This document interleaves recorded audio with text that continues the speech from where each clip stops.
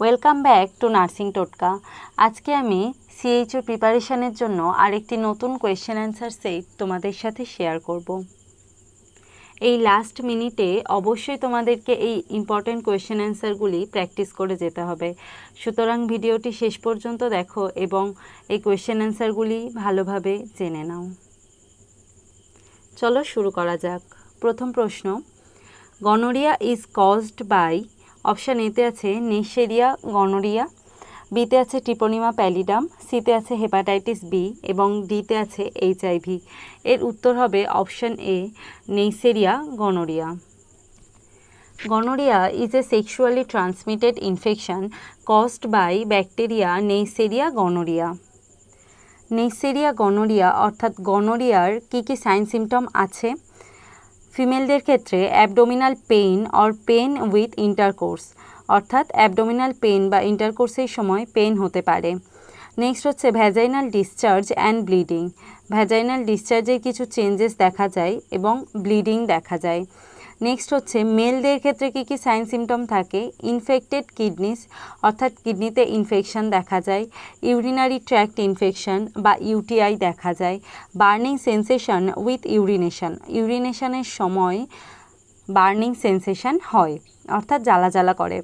Next হচ্ছে inflammation of the penile, অর্থাৎ পেনিসের inflammation ঘটে। নেক্সট হচ্ছে সোয়ালোয়েন টেস্টিকেলস, টেস্টিকেল সোয়ালোয়েন হয় এবং discharge from the penis, penis থেকে একটা ডিসচার্জ বের হয়। এগুলি হচ্ছে গনোরিয়ার সাইন সিমটম। নেক্সট অপশানে আছে ট্রিপোনিমা প্যালিডাম।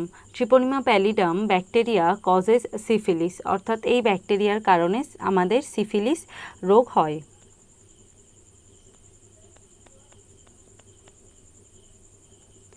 সিফিলিসও একটি এসটিডি বা sexually transmitted disease.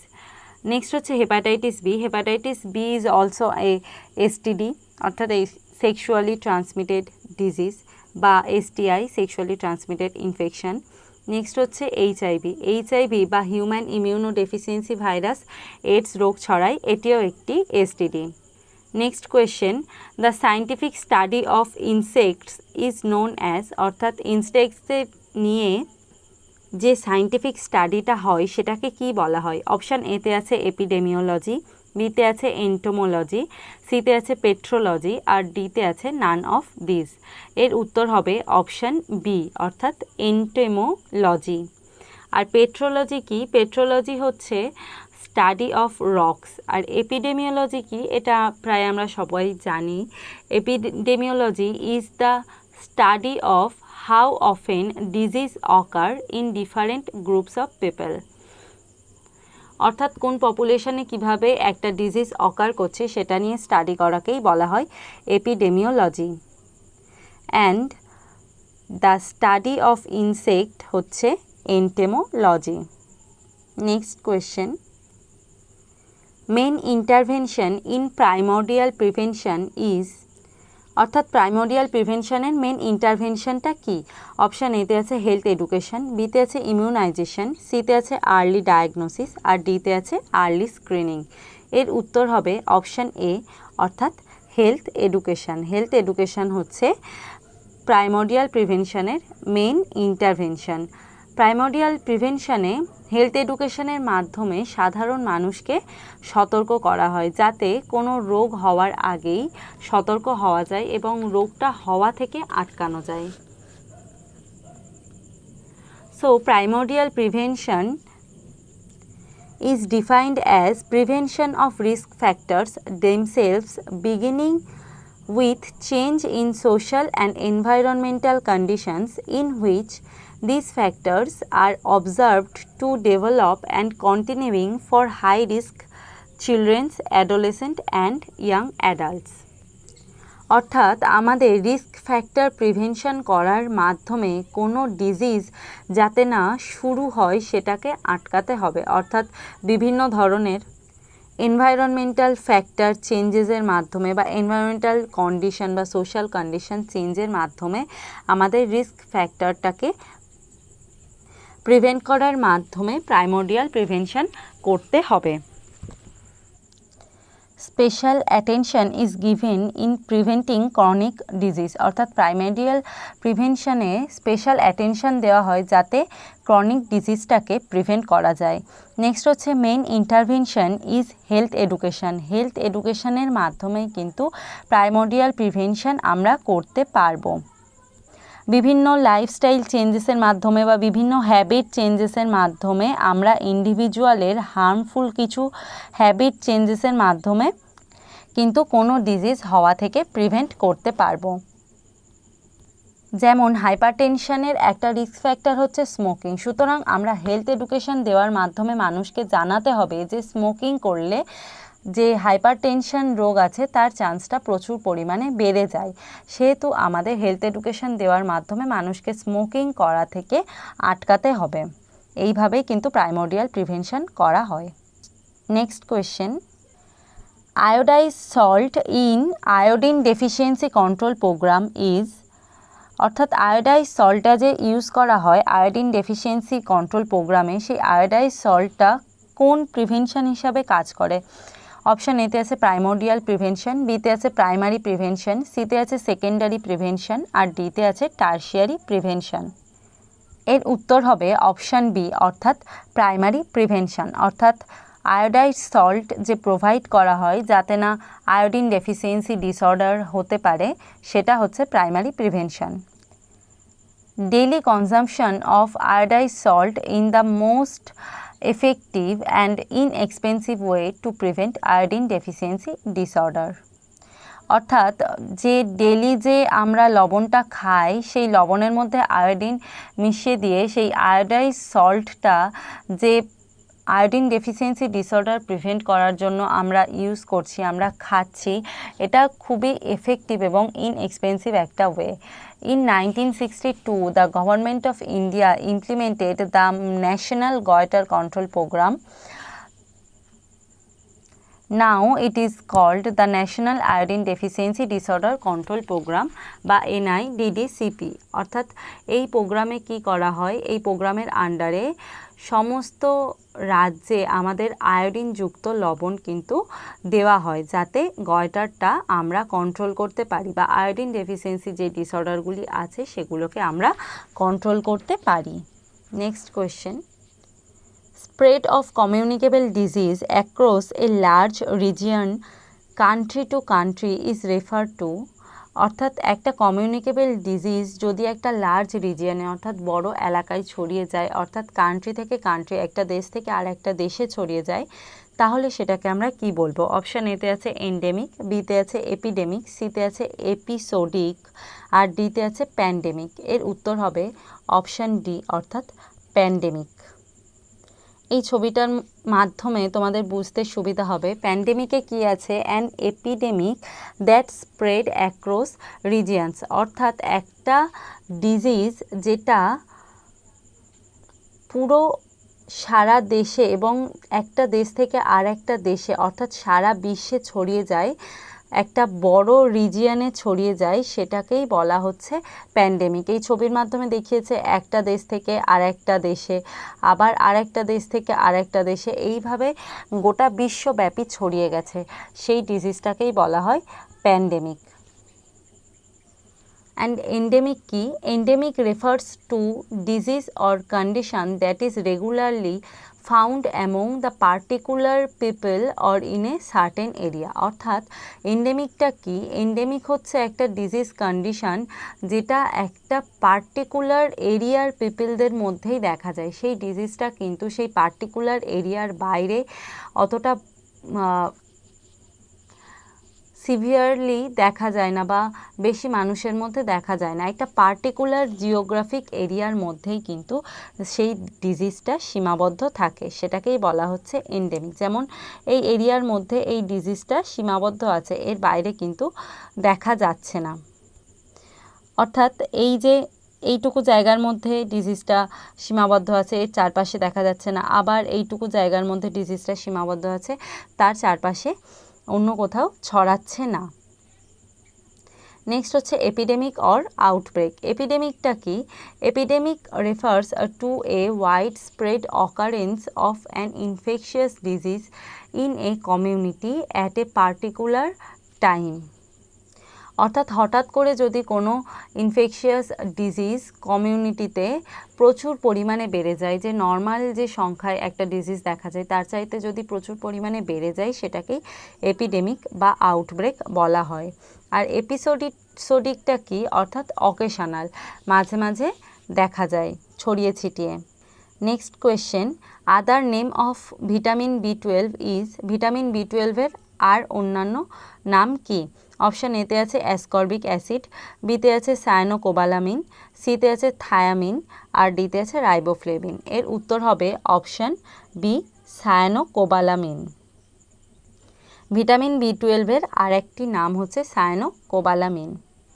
Next question, epidemiological triad comprises all except, অর্থাৎ এপিডেমিওলজিক্যাল ট্রায়াডে এর মধ্যে কোনটি নেই? অপশান এতে আছে হোস্ট, বিতে আছে এনভায়রনমেন্টাল ফ্যাক্টর, সিতে আছে এজেন্ট, আর ডিতে আছে ইনভেস্টিগেটর। তো এর উত্তর হবে অপশান ডি, অর্থাৎ ইনভেস্টিগেটর। ইনভেস্টিগেটর কিন্তু এপিডেমিওলজিক্যাল ট্রায়াডে নেই। Epidemiological triad or epidemiological triangle is a traditional model to explain how infectious disease are caused and transmitted. অর্থাৎ epidemiological triad বা epidemiological triangle এইটা দিয়ে কি করা হয়? এটা হচ্ছে একটা মডেল যেটার মাধ্যমে ইনফেকশিয়াস ডিজিজগুলি কিভাবে ছড়াচ্ছে এবং কোথায় তারা বসবাস করছে এগুলি কিন্তু দেখানো হয়। যার তিনটি অংশ হচ্ছে হোস্ট, এনভায়রনমেন্টাল ফ্যাক্টর আর হচ্ছে এজেন্ট, কিন্তু ইনভেস্টিগেটর তার পার্ট নয়। Next question, which vaccine is contra indicate in pregnancy? কোন ভ্যাকসিন প্রেগনেন্সিতে কন্ট্রা ইন্ডিকেটেড থাকে? অপশান এতে আছে রুবেল্লা, বিতে আছে ডিপথেরিয়া, সিতে আছে টিটানাস, আর ডিতে আছে ডিটি, অর্থাৎ ডিপথেরিয়া, টিটানাস। তো এর উত্তর হবে অপশান এ, অর্থাৎ রুবেল্লা। রুবেল্লা কিন্তু দেওয়া যায় না প্রেগনেন্সিতে। দ্য লাইফ অ্যাটেনিউয়েটেড ভ্যাকসিন বা life attenuated virus in a vaccine could cross the placenta and result in viral infection to the fetus.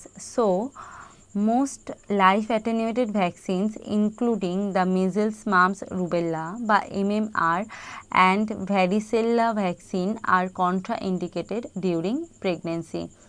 অর্থাৎ কি বলছে যে লাইভ অ্যাটেনুয়েটেড ভ্যাকসিনগুলি আছে বা লাইভ অ্যাটেনুয়েটেড ভাইরাসগুলি আছে সেগুলি কি করতে পারে? আমাদের প্লাসেন্টাটা ক্রস করে বেবির শরীরে চলে আসতে পারে। তাই এই ভাইরাসগুলি আমাদের বেবির শরীরে কিন্তু ভাইরাল ইনফেকশন তৈরি করবে। সেই জন্য এই লাইভ অ্যাটেনুয়েটেড ভ্যাকসিনগুলি বা লাইভ অ্যাটেনুয়েটেড ভাইরাসগুলি আমাদের প্রেগনেন্সি অবস্থায় দেওয়া যায় না। সেই জন্যই MMR বা মিজেলস, মাম্পস, রুবেল্লা ভ্যাকসিন কিন্তু কন্ট্রাইন্ডিকেটেড প্রেগনেন্সিতে, এবং এগুলি বাচ্চার শরীরে অনেক অ্যাডভার্স এফেক্টও তৈরি করে।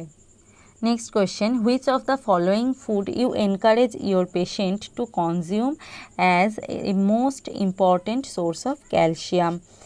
তো এর অপশান আছে চিকেন, বিতে আছে অরেঞ্জ জুস, সিতে আছে পিকেল, আর ডিতে আছে মিল্ক। অর্থাৎ ক্যালসিয়ামের সোর্সের জন্য আমরা পেশেন্টকে কোন খাবারটা খেতে বলবো? অর্থাৎ ক্যালসিয়াম পাওয়ার জন্য আমরা পেশেন্টকে কোন খাবারটা খেতে এনকারেজ করব? এর উত্তর হবে অপশান ডি, অর্থাৎ milk. Milk is the best source of calcium. Calcium is one of the minerals that the body needs on daily basis. অর্থাৎ ক্যালসিয়াম হচ্ছে এমন একটা মিনারেল যেটা আমাদের বডিতে দরকার ডেলি বেসিসে। Milk and milk product have the best reserve of calcium. Milk এবং মিল্ক প্রোডাক্টে সবচেয়ে বেশি ক্যালসিয়াম কিন্তু পাওয়া যায়। This is why 1 glass of milk is a must. The rich calcium content in the milk is best suited to the bones and the teeth. অর্থাৎ এই দুধের যে ক্যালসিয়াম সেটাই আমাদের বোন এবং দাঁত গঠনে সাহায্য করে। Also, milk has been known to have beauty secrets for making the skin glow and seems youthful. অর্থাৎ ক্যালসিয়াম কিন্তু আমাদের দুধে যে ক্যালসিয়ামটা আছে সেটা কিন্তু আমাদের স্কিন গ্লো করতেও হেল্প করে। Next question, permanent contraceptive method for male is, মেলের জন্য পার্মানেন্ট কন্ট্রাসেপটিভ মেথড কোনটি? অপশান এতে আছে টিউবেকটমি, বিতে আছে ভ্যাসেকটমি, সিতে আছে কন্ডোম আর ডিতে আছে ডায়াফ্রাম। এর উত্তর হবে অপশান বি অর্থাৎ vasectomy.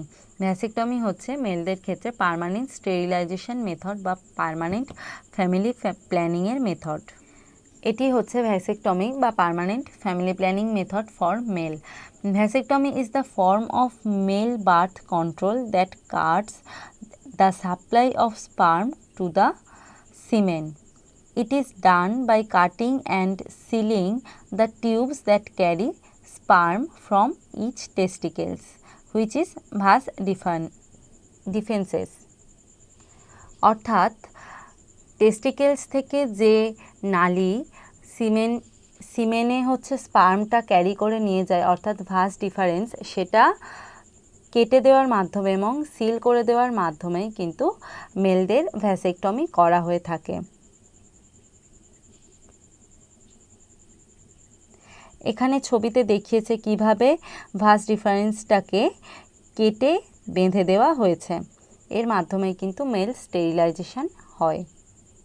Next question, global warming is caused by, global ওয়ার্মিংয়ের মেন কারণ কোনটি? অপশান এতে আছে ডিফরেস্টেশন, বিতে আছে গার্ডেনিং, সিতে আছে আরবানাইজেশন আর ডিতে আছে নান অফ দিস। এর উত্তর হবে অপশান এ অর্থাৎ ডিফরেস্টেশন বা গাছ কেটে ফেলা।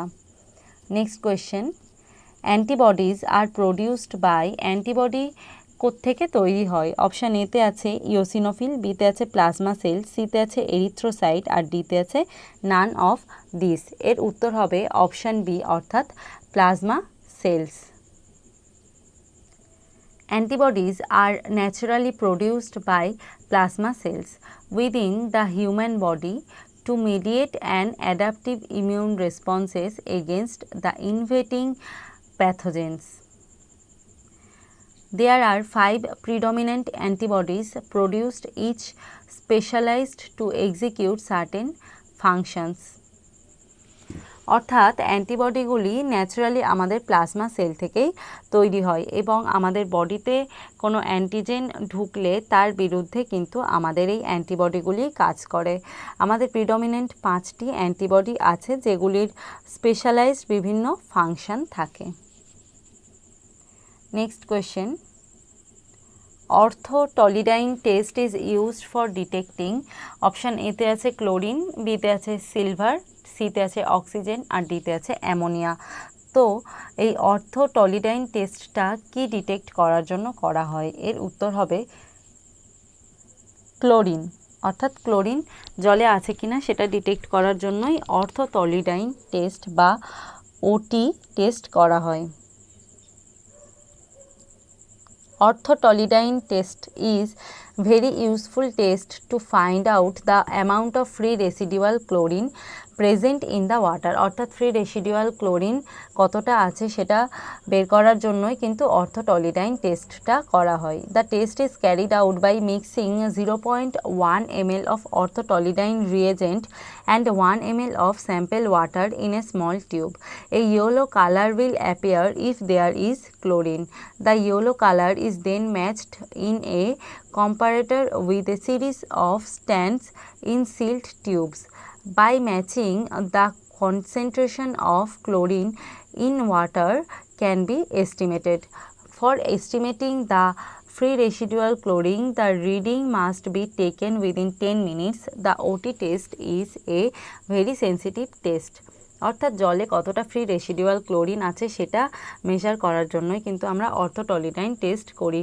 1 ml স্যাম্পেল ওয়াটারে 0.1 ml অর্থোটলিডাইন রিয়েজেন্ট মেশানো হয়, তারপর সেই জলের কালার কেমন হচ্ছে সেটা একটা কম্পারেটরের সাথে কম্পেয়ার করে কিন্তু চেক করা হয় যে কতটা ফ্রি রেসিডুয়াল ক্লোরিন আছে। এইভাবে একটা কম্পারেটরের সাথে চেক করানো হয় যে কোন কালারটা আসছে সেই কালার অনুযায়ী জলে ক্লোরিনের কনসেন্ট্রেশনটা কিন্তু বের করা হয়। Next question, which vitamin is lost during polishing of rice, অর্থাৎ চাল পলিশ করার সঙ্গে সঙ্গে কোন ভিটামিন আমরা লস্ট করি? অপশান এতে আছে ভিটামিন B12, বিতে আছে থায়ামিন, সিতে আছে ভিটামিন এ আর ডিতে আছে ভিটামিন কে। এর উত্তর হবে অপশান বি অর্থাৎ thymine.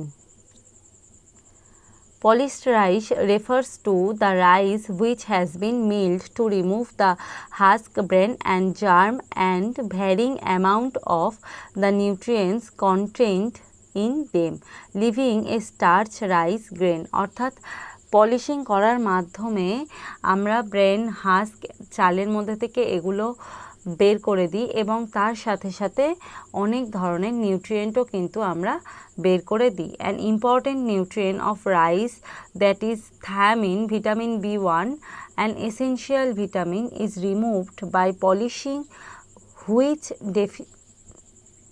Deficiency can cause beri, অর্থাৎ চাল আমরা পলিশ করার সাথে সাথে কিন্তু আমরা ভিটামিন B1 বা থায়ামিন কিন্তু আমরা লস্ট করতে থাকি, অর্থাৎ আমাদের চালগুলি ভিটামিন B1 ছাড়া হয়, অর্থাৎ সেই চালে ভিটামিন B1 বা থায়ামিন পাওয়া যায় না। এই থায়ামিন ডেফিসিয়েন্সির জন্য কিন্তু আমাদের বেরি রোগ হয়। তাই আমাদের উচিত পলিশ করা রাইস না খেয়ে আমাদের নর্মাল রাইস খাওয়া। Next question, vitamin C deficiency causes, option এতে আছে মেগালোব্লাস্টিক অ্যানিমিয়া, বিতে আছে গ্লসাইটিস, সিতে আছে স্কারভি আর ডিতে আছে বিটর স্পট।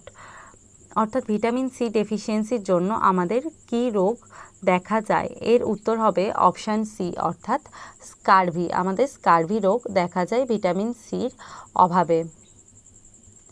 এই ছবিটা হচ্ছে স্কারভির। Scurvy a condition caused by a severe lack of vitamin C in the diet, অর্থাৎ ডায়েটে ভিটামিন সির অভাবেই কিন্তু আমাদের এই স্কারভি রোগটা হয়। স্কারভিতে কি হয়, আমাদের দাঁতের গোড়া থেকে অর্থাৎ মাড়ি থেকে কিন্তু আমাদের ব্লিডিং হয়, এটাই হচ্ছে স্কারভি।